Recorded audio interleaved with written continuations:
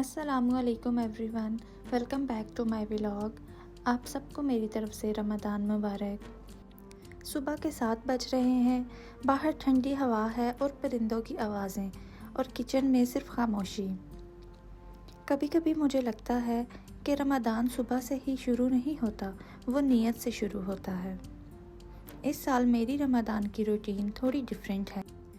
میں جاب بھی کرتی ہوں اور افطار کے وقت میں بس 15 منٹ پہلے گھر پہنچتی ہوں، اس لیے میری افطاری کی تیاری صبح ہوتی ہے۔ شاید یہ روٹین گلیمرس نہ لگے، لیکن یہ میری ریالٹی ہے۔ روزہ رکھ کر کام کرنا کبھی کبھی فزیکل سے زیادہ مینٹل ٹیسٹ ہوتا ہے۔ انرجی کم ہوتی ہے، فوکس مینٹین کرنا ہوتا ہے اور پھر بھی اسمائل کرنا ہوتا ہے۔ لیکن مجھے لگتا ہے اسی اسٹرگل میں رمضان کا اصل حسن چھپا ہوتا ہے۔ جب تھکن ہوتی ہے اور پھر بھی انسان صبر کرتا ہے تو شاید وہی سب سے بڑی عبادت ہوتی ہے۔ میں 10 ڈشز نہیں بناتی، نہ ہی میری ٹیبل پر ہر روز نئے ایکسپیریمنٹس ہوتے ہیں۔ میں بس سمپل سی چیزیں بناتی ہوں، پکوڑے، فروٹ چاٹ، چنا چاٹ، جوس ہو گیا اور ایک سالن، سمپل سا۔ اور اللہ تعالیٰ کا ڈھیروں شکر ہے جس نے ہمیں یہ سب کچھ بھی عطا کیا ہے۔ میں باہر سے کوئی چیز آرڈر نہیں کرتی، میں جو بھی بناتی ہوں گھر پر ہی بناتی ہوں۔ کبھی کبھی مجھے لگتا ہے ہم سوشل میڈیا دیکھ کر اپنے رمضان کو کمپیئر کرنے لگتے ہیں۔ ہر جگہ perfectly decorated tables, dozens of dishes, matching plates. لیکن میں نے سیکھا ہے رمضان کمپٹیشن کا مہینہ نہیں ہے، یہ کنیکشن کا مہینہ ہے۔ فرانس میں رمضان کا فیل تھوڑا ڈیفرنٹ ہوتا ہے۔ یہاں ہر جگہ رمضان کا انوائرمنٹ نہیں ہوتا، نہ اذان کی آواز، نہ بازار کی رش۔ کبھی کبھی تھوڑا اکیلا سا لگتا ہے، لیکن پھر مجھے لگتا ہے شاید اللہ نے مجھے یہ ایکسپیرینس اس لیے دیا ہے تاکہ میرے کنیکشن صرف انوائرمنٹ سے نہیں، سیدھا اس سے ہو۔ بچپن کا رمضان بھی حسین ہوا کرتا تھا۔ امی کچن میں، گھر میں آوازیں، ٹی وی پر ٹرانسمیشن، وہ ایکسائٹمنٹ الگ ہی تھی۔ اب سب کچھ تھوڑا سا کوائٹ ہو گیا ہے، لیکن اس کوائٹ میں ایک میچیورٹی ہے۔ شام کو جب میں گھر آتی ہوں تھکن ساتھ ہوتی ہے، لیکن جب فریج کھولتی ہوں اور صبح کی تیاری دیکھ کر یاد آتا ہے کہ میں نے اپنے لیے آسانی رکھی تھی، اور یہ دیکھ کر دل کو بہت سکون ملتا ہے۔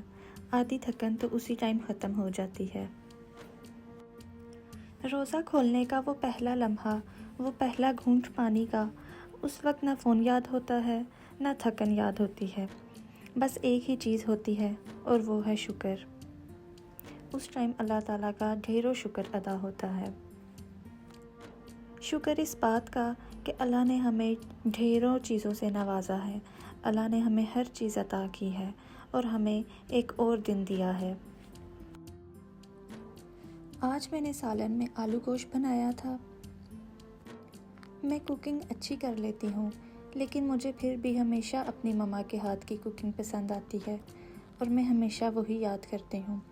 رمضان میں تو اسپیشلی ہر ٹائم مجھے مما کے ہاتھ کی سحری بھی یاد آتی ہے، افطاری بھی یاد آتی ہے، اور مجھے لگتا ہے کہ یہ صرف میرے ساتھ ہی نہیں ہوتا، ہر لڑکی کے ساتھ ہوتا ہے جو اپنے گھر والوں سے دور ہو جاتی ہے۔ سالن کے ساتھ میں نے فروٹ چاٹ ریڈی کر لی اور چنا چاٹ ریڈی کر لی تھی۔ فروٹ چاٹ میں نے سمپل فروٹس ایڈ کیے تھے اور میرے پاس کچھ ڈرائی فروٹس بھی تھے، تو میں نے ان کی بھی کٹنگ کر کے وہ بھی ایڈ کر لیے۔ مجھے فروٹ چاٹ میں ڈرائی فروٹس بھی بہت پسند ہیں۔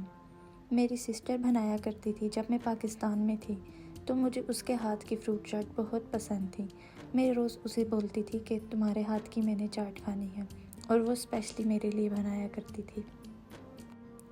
اور جب یہ ساری چیزیں میں خود بنا رہی ہوتی ہوں تو مجھے پاکستان کی ایک ایک چیز یاد آتی ہے، جیسے میں اپنی فیملی کے ساتھ ٹائم سپینڈ کرتی تھی، ہماری افطاری کی تیاری جیسے ہوتی تھی، مجھے سب کچھ ایک ایک لمحہ یاد آتا ہے۔ فروٹ چاٹ ریڈی کر کے میں نے فریج میں رکھ دی اور اس کے بعد باری تھی چنا چاٹ کی۔ میں نے چنا چاٹ بھی بہت سمپل سی بنائی ہے۔ میرے پاس کچھ نمکو تھی تو میں نے وہ بھی ایڈ کر لی۔ نمکو بھی بہت اچھی لگتی ہے، اور تھوڑا سا لیمن ایڈ کیا اور کچھ مسالے۔ بس یہ تھی فروٹ چاٹ، اور یہ بھی میں نے تیار کر کے فریج میں رکھ لی تاکہ شام کو بہت آسانی ہو میرے لیے۔ اس کے بعد میں نے جوس بنایا، یہ بھی بہت سمپل سا تھا۔ میں نے جام شیری بنائی تھی، اس میں تھوڑا سا لیمن ایڈ کیا تھا اور ہنی ایڈ کیا تھا، بس سمپل سا جوس بھی ریڈی ہے۔ مجھے پاکستان کا جوس بھی یاد آتا ہے کیونکہ کافی اہتمام ہوتا تھا، سب مل کر کھاتے تھے، باتیں کرتے تھے، انجوائے کرتے تھے، اور پھر جلدی سے افطاری کر کے سب مل کر نماز پڑھتے تھے، تو بہت انجوائے کرتے تھے ہم، بہت ہی سکون تھا اس میں۔ سامان ریڈی کر کے میں نے سب فریج میں رکھ دیا تھا۔ اس کے بعد میں نے ٹیبل بھی کلین کر لیا اور پلیٹس، پانی، گلاس سب کچھ میں نے ٹیبل پہ رکھ لیا تھا تاکہ میرے لیے بہت آسانی ہو جائے۔ افطار کے بعد میں نے تھوڑا سا وقت نماز کے لیے رکھا، قرآن کے لیے اور تسبیح کے لیے۔ دن چاہے کتنا بھی بزی ہو، اگر اینڈ اللہ کے نام سے ہو تو دن مکمل لگتا ہے۔ لاسٹ ایئر کا رمضان میرا ایسا نہیں تھا کیونکہ اس ٹائم پہ میں جاب نہیں کرتی تھی، میں گھر پر ہوتی تھی، اور اس بار کا رمضان میرا تھوڑا سا ڈیفرنٹ ہے، لیکن میں یہ بھی انجوائے کر رہی ہوں۔ ایک نیو ایکسپیرینس ہے میری لائف میں، جاب کو بھی مینیج کرنا اور گھر کو بھی مینیج کرنا۔ میں سارا دن بزی رہتی ہوں، اور اس میں بھی میں اللہ کا ڈھیر و شکر ادا کرتی ہوں کہ اس نے مجھے بزی رکھا ہے، اسی لیے میں رات کو سکون کی نیند سوتی ہوں، اور اسی لیے میں دنیا کے بہت سے فتنے فساد سے بہت دور ہوں۔ اس بات کا میں ڈھیر و شکر ادا کرتی ہوں اللہ کا۔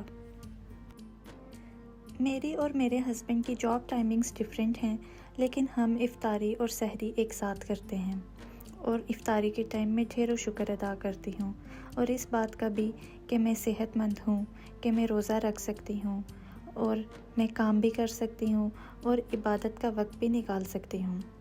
ہر دن پرفیکٹ نہیں ہوتا، لیکن ہر دن میں کوئی نہ کوئی رحمت ضرور ہوتی ہے۔ رمضان نے مجھے یہ سکھایا ہے کہ سمپلسٹی بھی خوبصورت ہوتی ہے، اور ہر گھر کا رمضان اپنی کہانی ہوتا ہے۔ یہ میری کہانی ہے، سمپل، تھوڑا بزی، لیکن شکر سے بھرا ہوا۔ اللہ ہم سب کے روزے اور عبادت قبول کرے، آمین۔ یہ تھی میری آج کی ویڈیو۔ اگر آپ کو میری یہ ویڈیو پسند آئی ہے تو لائک ضرور کر دیں اور اپنی دعاؤں میں یاد رکھیں۔ ملتے ہیں نیکسٹ ولاگ میں۔ اللہ حافظ۔